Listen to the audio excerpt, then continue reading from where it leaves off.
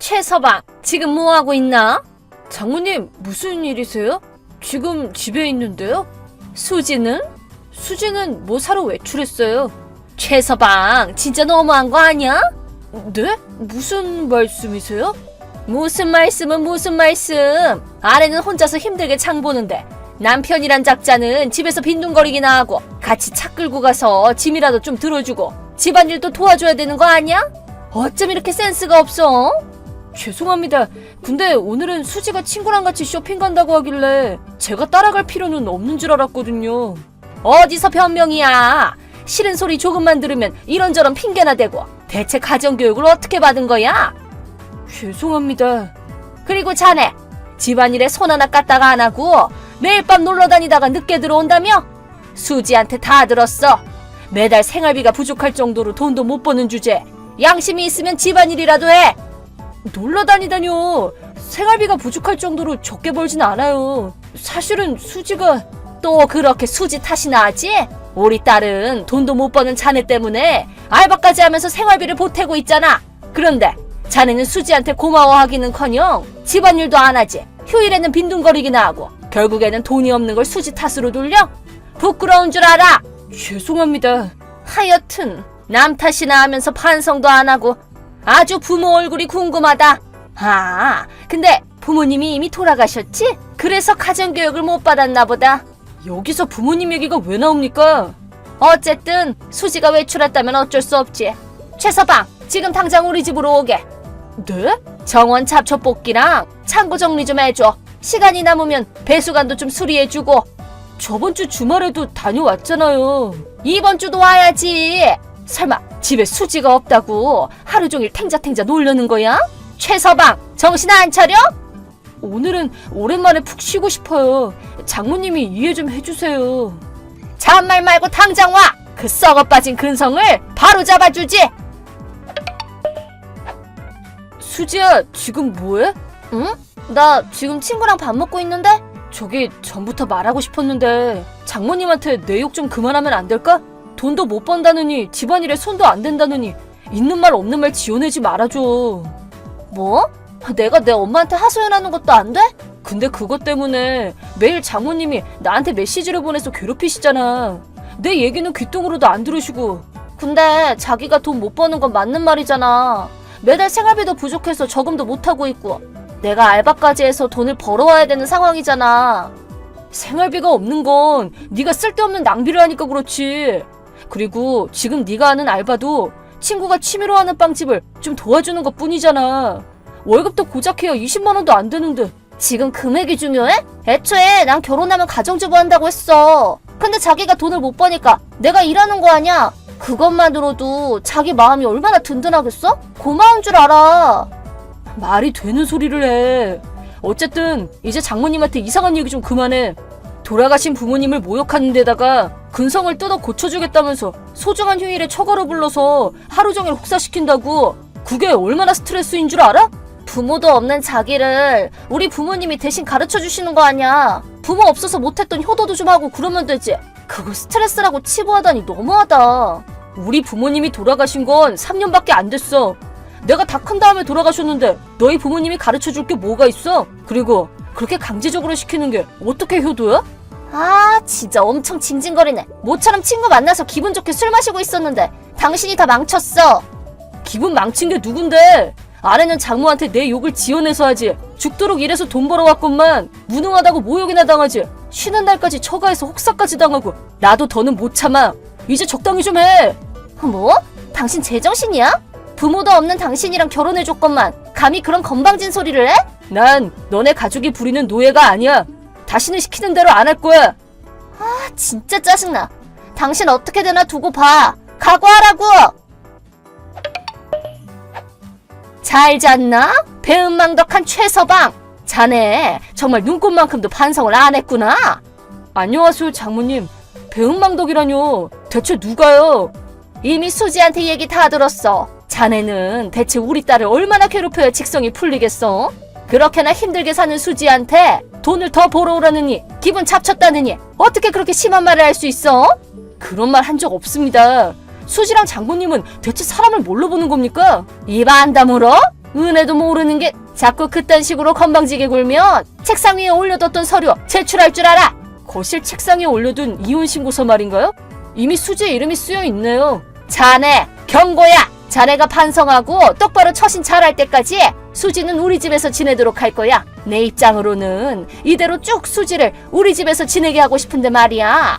진심이신가요? 당연하지. 이혼하기 싫으면 자기 행동을 깊이 반성하고 우리 앞에서 무릎 꿇고 사과해. 돈도 더 많이 벌고 집안일 할 것도 약속하고 우리가 넓은 아량을 베풀어서 이 정도인 줄 알아.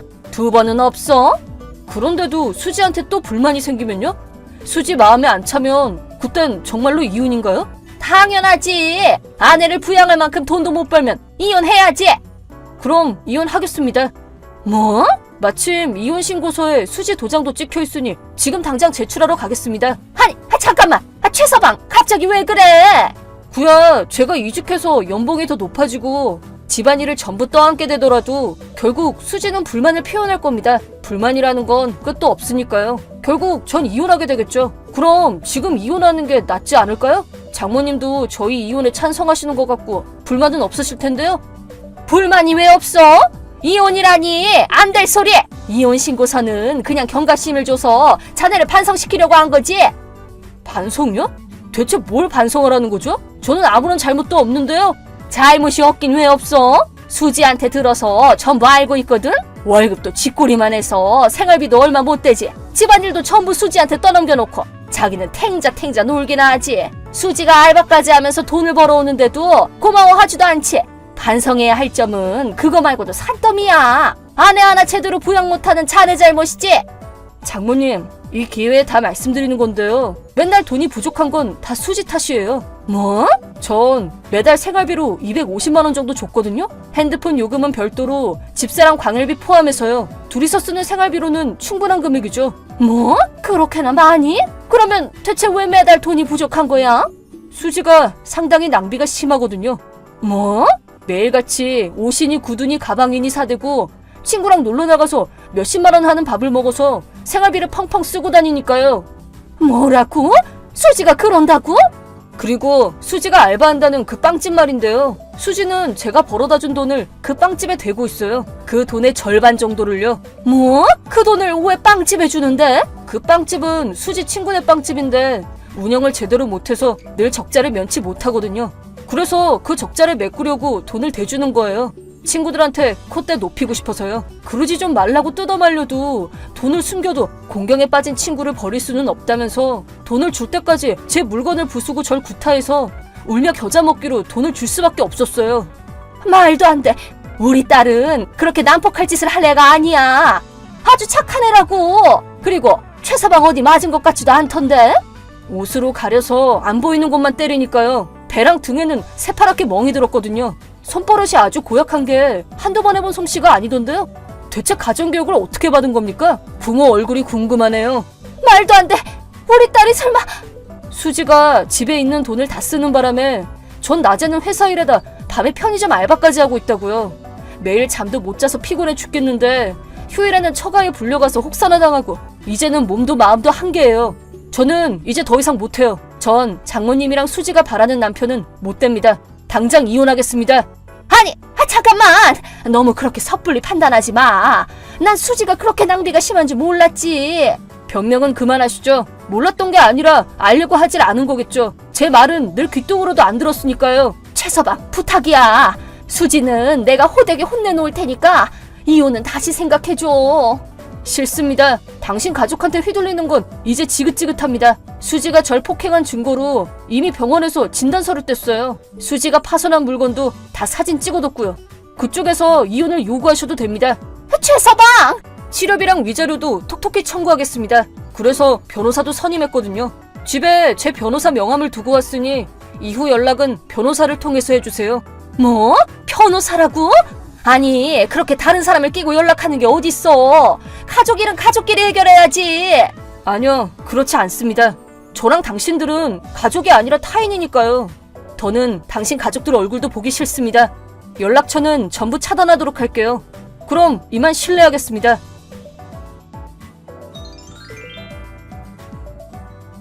그 후 수지와 장모님은 이혼을 막기 위해 서둘러 저희 집에 왔지만 저는 이미 이혼 신고서를 들고 집을 나와 호텔로 피난을 갔답니다.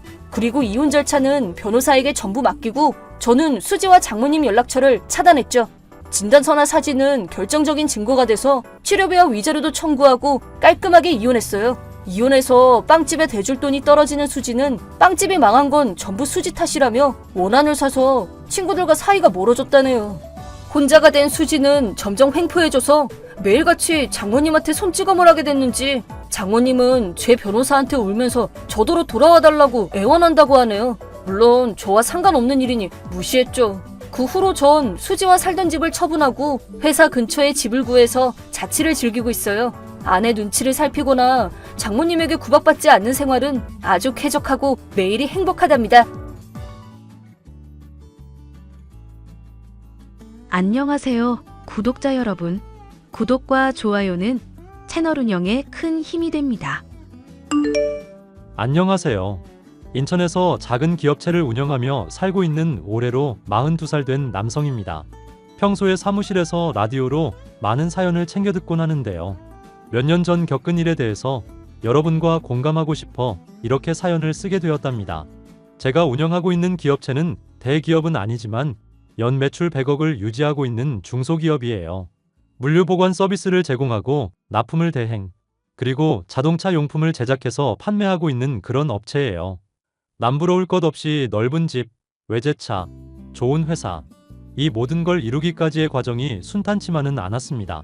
사실 30대 중반에 늦지막이 결혼해 가정을 꾸린 적이 있었어요. 하지만 잠시 회사가 휘청이던 시기에 전처와 장인어른과의 갈등을 극복하지 못하고 이혼을 하게 되었습니다. 그냥 이혼한 건 아니고 스스로를 진흙탕에서 건져냈다고 할까요? 어떤 사연인지 궁금해하실 것 같아서 지금 바로 사연 들려드릴게요. 기성아, 바빠? 누나가 할 말이 있는데. 아니, 괜찮아, 말해. 오전에 발주 넣는 거 있어서 확인하고 이제야 좀 쉬는 중이야. 무슨 일이야? 내가 저번에 말했던 학교 후배 있지? 너 소개해주고 싶어서. 갑자기? 난 아직 일하는 게 좋은데. 야, 그럴수록 여자를 만나야 하는 거야. 남자가 자고로 가정을 가지면 더 책임감도 늘고 그래야 인생에 안정감이 생긴다니까? 네 매형 봐라. 나 만나서 팔 잡힌 거. 그래도 아직 여자 생각은 딱히 없어? 나도 내 앞가림하기 바쁜데 괜히 상처 주고 그럴 것 같아서 그래. 나 말고 우리 최 팀장 알지? 최 팀장 시켜주면 어때? 야, 이 누나가 어렵사리 소개해준다는데 해줄 때 받아라잉? 지금 아니면 기회도 없어. 얼마나 성실한 앤데. 아, 정말 귀찮게 하네. 그러지 말고 나가서 가볍게 커피 한 잔만 하고 와. 그래도 마음에 안 들면 하는 수 없는 거지 뭐. 아, 정말. 그럼 나 커피 한 잔만 하고 들어온다. 잘 안 돼도 나한테 뭐라 하기 없기야. 알았어. 연락해 놓을게. 약속 장소 정해지면 문자 줄 테니까 꼭 만나보기다. 저는 군대를 다녀와 남들처럼 대학을 졸업하고 물류회사에 취직해 일을 했습니다. 언젠간 저만의 회사를 차릴 생각을 하며 밑바닥부터 열심히 경험을 쌓기 위해 취직한 곳이었죠. 그렇게 딱 6년을 일하고 퇴사해 작은 회사를 하나 차렸습니다. 지금이야 번듯한 건물을 가지고 있지만 그때만 해도 지하실에 10평 남짓한 공간이었습니다. 제대로 된 물류창고도 없었고 모든 게 서툰 초짜 기업인이었죠. 누나와 매형의 도움으로 조금씩 성장해 나갔고 연 매출 20억에 달하는 수준까지 되었습니다.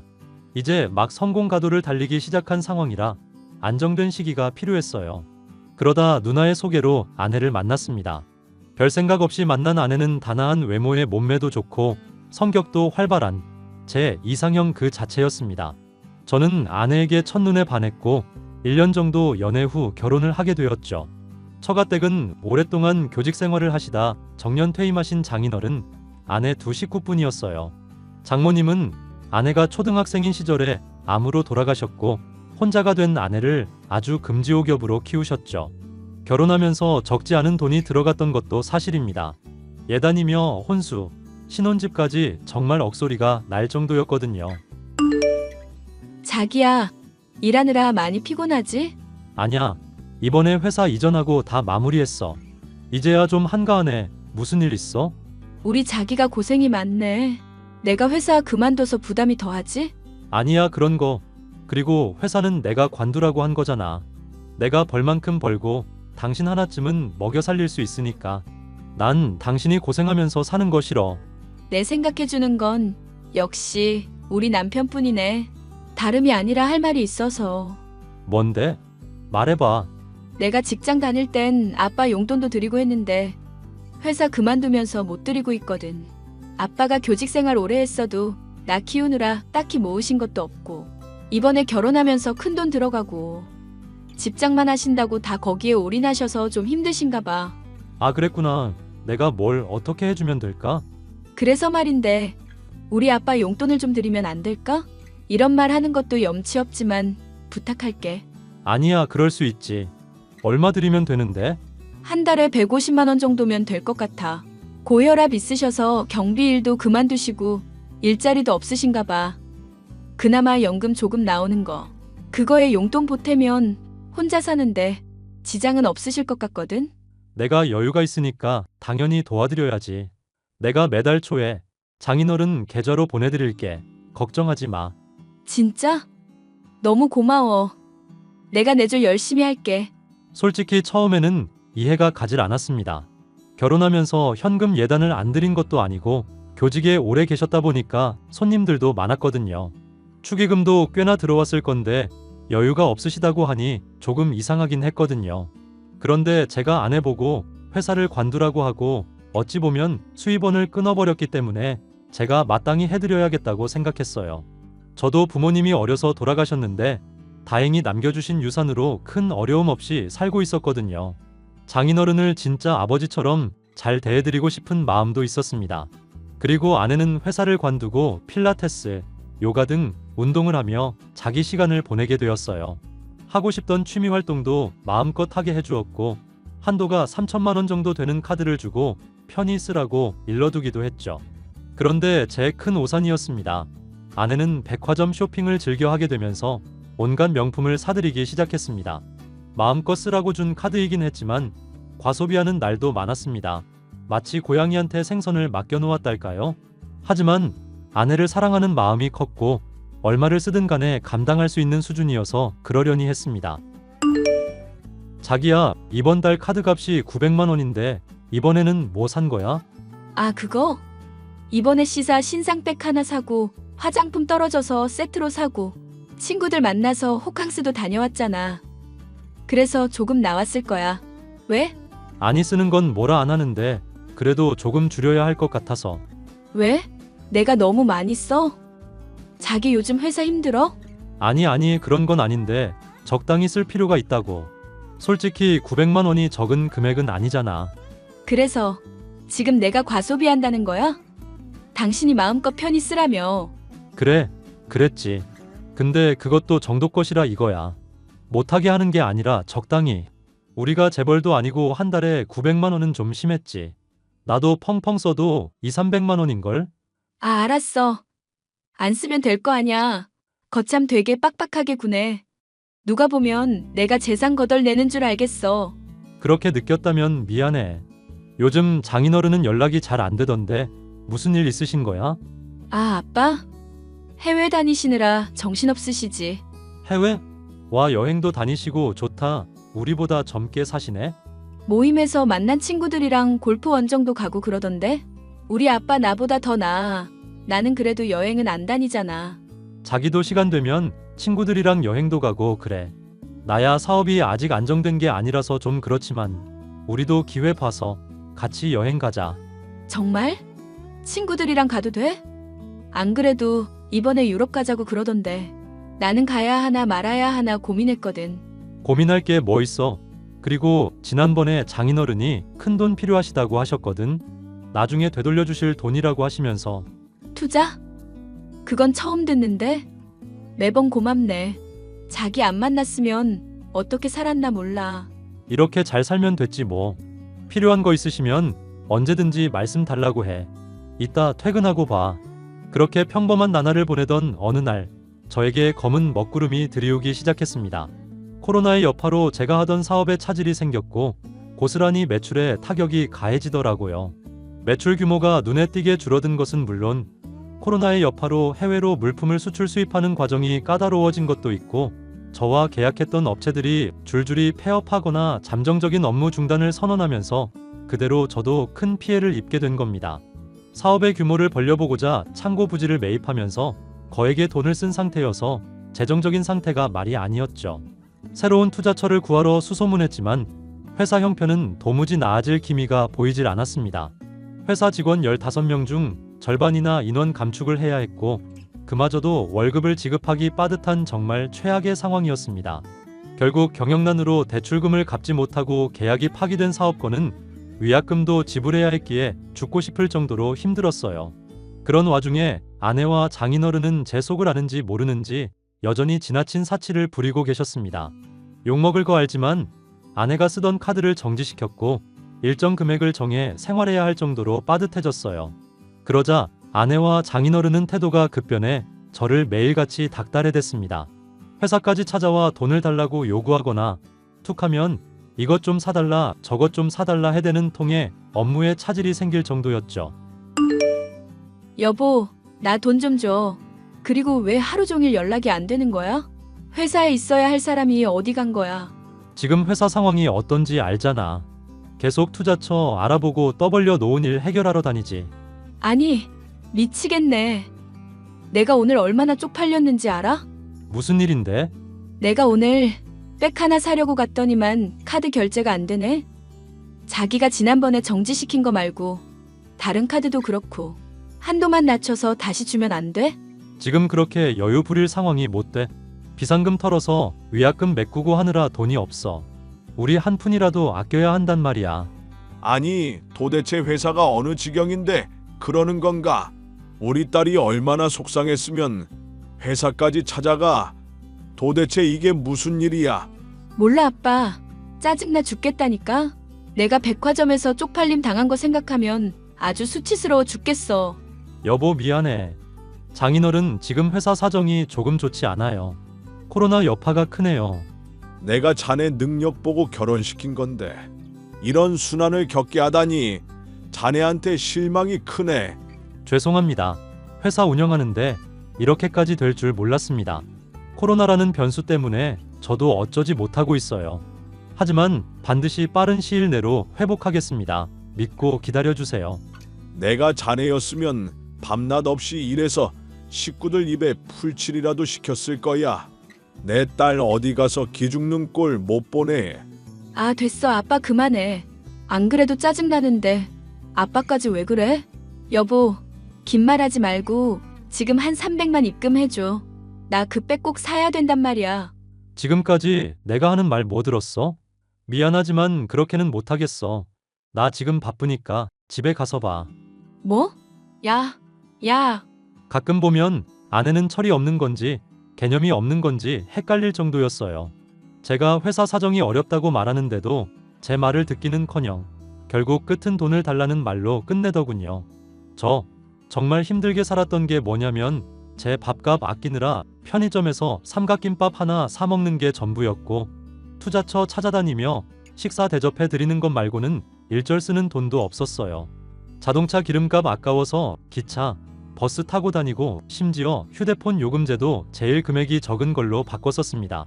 사람이 그렇게 없이 살아보니 살도 많이 빠지고 고생한다는 게 뭔지 알겠더라고요. 장인어른 말씀처럼 내 식구 굶어 죽으면 안 되겠다 싶어 야간에 물류센터에서 아르바이트도 했습니다. 하지만 아내나 장인어른은 제 수고로움을 아는지 모르는지 사치 부리기에 진심이었고 고생한다는 말 한마디도 없더군요.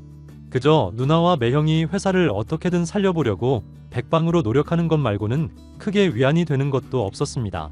점점 삶에 대한 의지도 없어지고 자신감이 바닥을 치고 있는데 어느 날 모르는 번호로 연락이 오더라고요. 안녕하세요. 박기성 씨 휴대폰 맞나요? 네, 맞는데요. 제가 박기성입니다. 누구시죠? 아, 다름이 아니라 전 희진 씨와 교제 중인 한도용이라고 합니다. 희진 씨랑 결론이 났는지 여쭤보려고요. 네? 희진이요? 희진이는 제 아내 이름인데 제 아내랑 교제 중이시라고요? 네, 저 이희진 씨랑 3개월 넘게 교제 중이에요. 서로 진심으로 사랑하고 있어요. 이렇게 인사드리게 돼서 죄송하지만 드릴 말씀도 있고 시간 쓸 거 없을 것 같아서요. 무슨 이야기를 하고 싶은 건데요? 희진 씨랑 헤어져 주세요. 저희 서로 사랑합니다. 이혼해 주시면 바로 결혼할 거예요. 그쪽 보니까 경제 사정이 좋지 않던데 희진 씨 평생 거지같이 살게 할 순 없잖아요. 아직 나이도 젊은데. 저기요, 지금 저한테 무슨 말씀하시는지 알고 하시는 거예요? 그쪽 지금 저한테 너무 당당한데? 당당하지 못할 것도 없죠. 그쪽이 이혼만 해주면 금방 해결됩니다. 빨리 혼인신고하고 같이 살게 이혼하세요. 어이가 없네. 이보세요. 그쪽 지금 내 아내랑 바람 피우고 있는 거야, 알아? 반말하지 마시고요. 희진 씨가 제대로 말 못한 것 같아서 제가 대신 전하는 거거든요. 그럼 그런 줄 알게요. 지금 누구더러 이혼하라 말아야? 어이가 없네. 남의 가정 파탄 낼 시간에 자기 관리나 좀 하세요. 네? 그쪽 회사 망하기 일보 직전이던데 희진 씨 고생시킬 생각 말고 놓아줘요. 더 신사적으로 말해드리고 싶은데 제 성격이 그렇질 못해서요. 좋게 이야기하는 것도 여기까지입니다. 좋게 이야기 안 하면 어쩔 건데?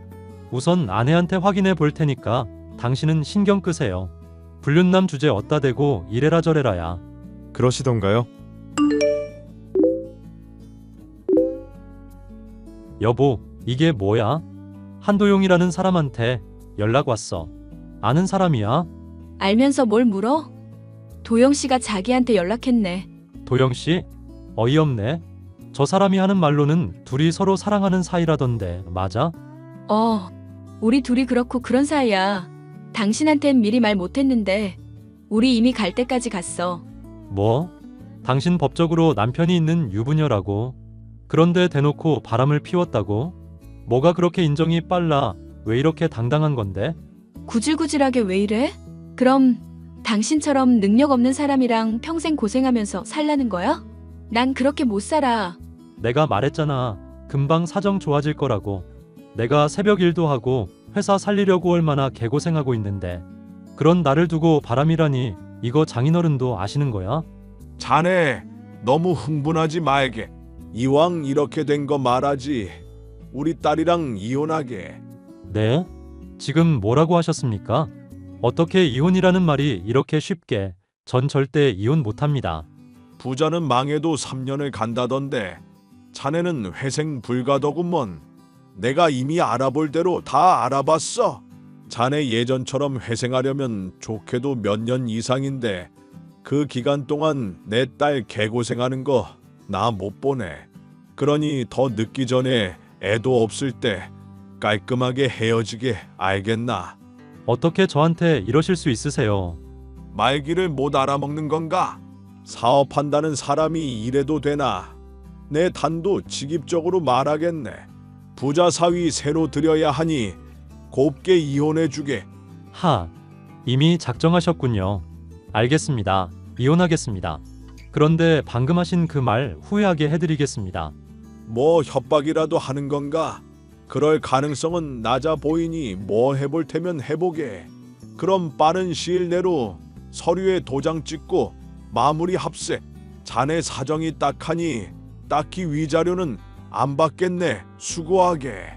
내연남에게 연락이 온 걸 필두로 장인어른은 제게 이혼을 종용하셨고 저는 어이없는 상황에 멘탈이 무너지기 직전이었습니다. 아내를 사랑하는 마음이 컸던 만큼 배신감이 배로 커지더라고요. 믿을 수 없는 현실에 이대로 모든 걸 포기할까 싶었지만 그러면 그들에게 더 좋은 일 시키는 것 같았습니다. 우선 원하는 대로 이혼은 해주었습니다. 더 이상 제 인생이 그들과 함께할 수 없다는 걸 깨달았거든요. 뭐가 그리 좋은지 아내와 장인어른은 잘 살라는 비웃음 섞인 덕담까지 하더라고요. 저는 아내와 이혼을 계기로 그 누구보다 더 잘 살겠노라고 수백 수천 번 다짐하며 회사를 일으켜 세우기 위한 노력을 했습니다. 밤낮 없이 일하는 건 물론이거니와 잠까지 포기하며 계약을 위해 거의 전국을 떠돌다시피 했죠. 다행히 제 노력이 빛을 발했는지 여러 기업에서 연락을 주기 시작했고 예전보다는 아니지만 조금씩 회사 운영도 안정화되어 가고 있었죠. 그리고 정확히 2년 뒤 코로나도 어느 정도 완화되고 수출 제재가 해제되면서 제 사업에도 여러 길이 뚫리기 시작했습니다. 처음으로 세계 물류 산업 대전에 저희 회사가 물품 보관 서비스 분야에 참가를 했는데 여러 기업에 눈도장을 찍었는지 여러 유명한 기업은 물론 해외 기업에서도 계약을 하고 싶다며 연락을 해오더라고요. 회사가 바빠지면서 예전 직원들도 다시 근무하게 되면서 마음의 짐을 좀 덜게 되었고요. 그렇게 승승장구하며 기쁘고 바쁜 나날을 보내고 있는데 어느샌가 잊고 지내던 익숙한 번호로 연락이 왔습니다. 바로 이혼한 아내와 장인어른이었죠. 자네 잘 지내나? 어쩐 일이시죠? 저한테 더 볼 일이 남아있으신가요? 허허, 그동안 잘 지냈나? 시간이 조금 흐르긴 했지만 자네 생각이 나서 연락을 해보았네. 덕분에 저는 아주 잘 지내고 있습니다. 당신 요즘 성공했다며? 비서팀도 새로 뽑았던데? 사무실 전화하니까 미연 씨가 받더라. 아주 성공했지. 이게 다 당신이랑 장인어른 덕분이야. 아주 고맙게 생각하고 있어. 정말? 그럼 혹시 나랑 다시 잘해볼 생각 없어? 내가 왜? 사실 그때 그 놈이 우리한테 사기를 쳤네. 잘 나가는 금융계열 회사 다니면서 땅 부자라고 우릴 속였어. 그런데요, 그게 저랑 무슨 상관이죠?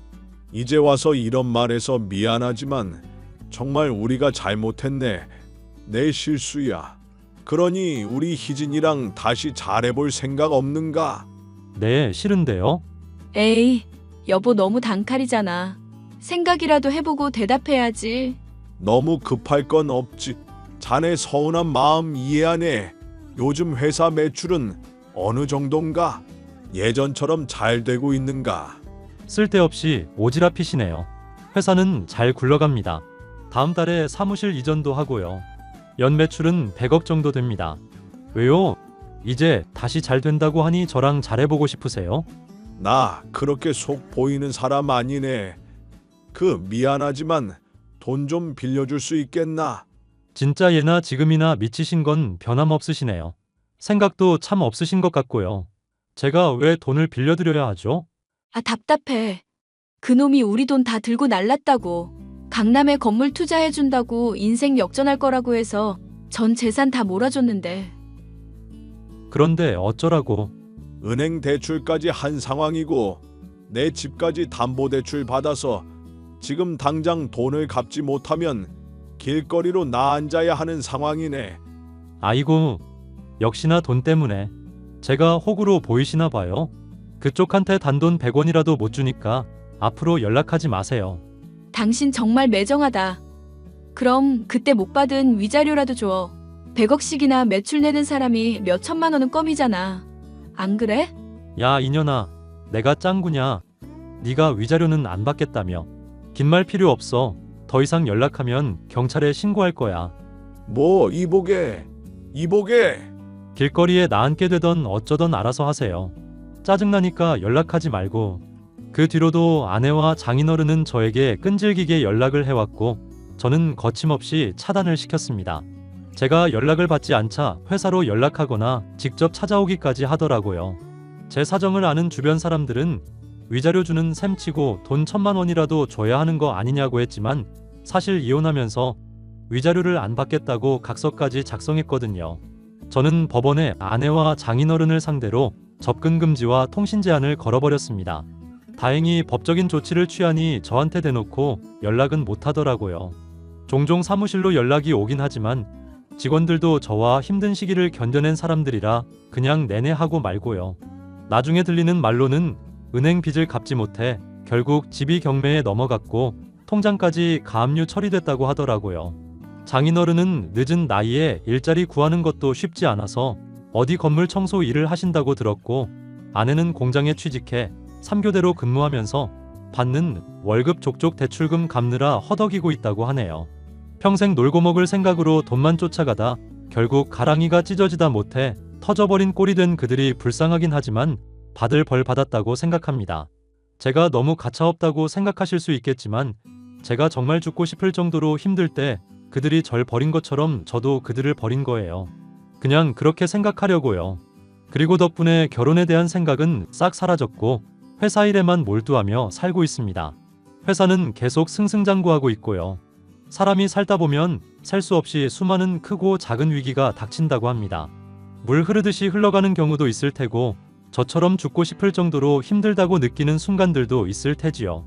제가 이혼과 사업의 어려움을 겪으며 제일 중요하게 느낀 건 어려울 때 사람 버리는 거 아니다라는 겁니다. 희망과 행복의 씨앗은 어두울수록 더 빛을 발하게 되니까요. 힘들수록 서로를 보듬어주고 손잡고 앞으로 나아가다 보면 행복한 일이 펼쳐지지 않을까요? 제 긴 사연 들어주셔서 감사드리고 사연이 많이 공감되셨다면 댓글로 응원 한마디 부탁드립니다.